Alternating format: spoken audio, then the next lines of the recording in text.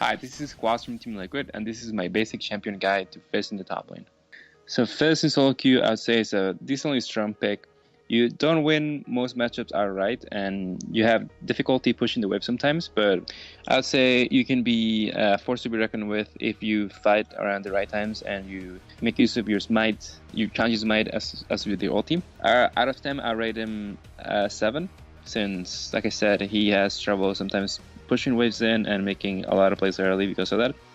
But you can definitely get tanky enough to be a very annoying champion to deal with for the enemy team. So in laning phase, you want to take small trades with one auto attack, since your W does a pretty high base damage over time. And generally, you want to just be last hitting and farming early on until you get some points in your W and until you get your ultimate. After that, you can look to make all-in trades with your ulti, as almost no one is going to be able to win a 1v1 if you place your ulti on them.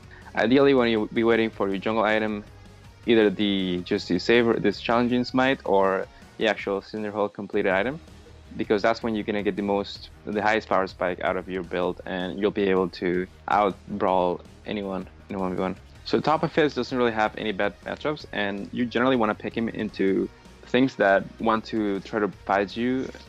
For example, things like Riven, you can definitely win against with your Skirmisher Saber and your tanky setup.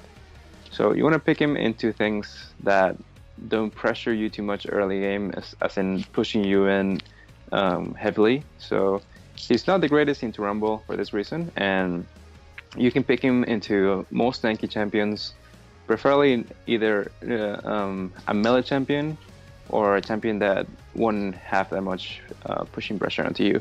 So in team phase as Fizz, you want to be either getting a flank on an enemy carry, or trying to hit the front line a little bit just to get them low.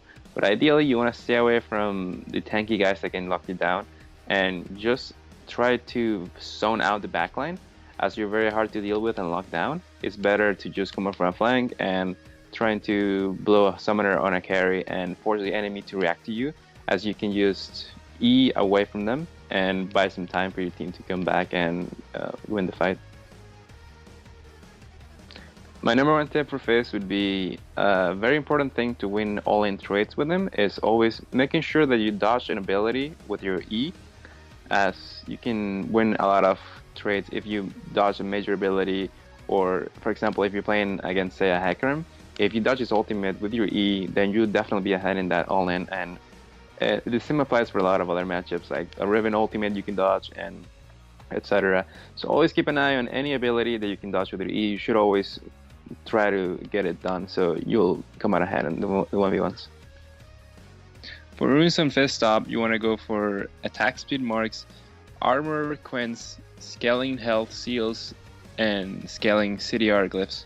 Reason for this setup is that you want to be as tanky as possible, and the attack speed helps you in the early game as well as when you hit your power spikes with your W, and hitting a very high cooldown reduction cap later in the game is very important as Fizz, so the CDR glyphs per level are pretty important as well. For masteries for Fizz, I like to go for 2190 masteries, as you have a lot of damage at your disposal and you don't really need to make use of the tanky defensive masteries. For skill order, you want to get your W level 1 so you can do the camp or just trade in lane.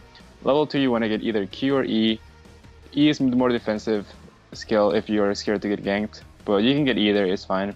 As long as you have 1 point in each by level 3, and then you're going to be maxing your W, maxing your E second, and lastly maxing your Q.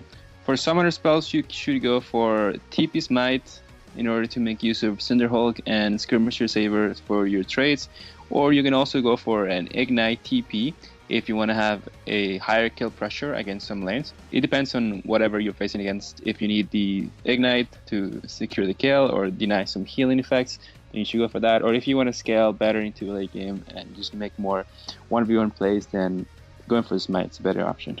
For item build on Fizz top, you want to always start with a flask and 3 potions. Rarely, some situations you would want to start with a cloth armor and 5 potions if they have an AD top and an AD jungler. Say they have Riven and Rek'Sai, then cloth armor and 5 potions would probably be better.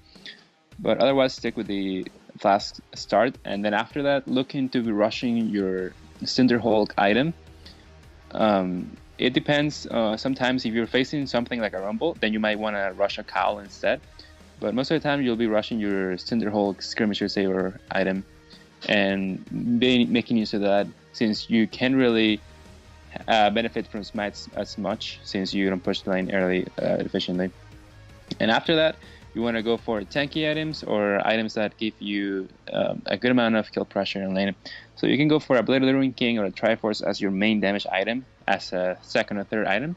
But overall, you want to just be getting your defensive items like Frozen Heart, the Spirit Visage, Randuin's, stuff like that makes you tanky. Thanks for watching. Make sure to check out the rest of my guides here at lawclass.com.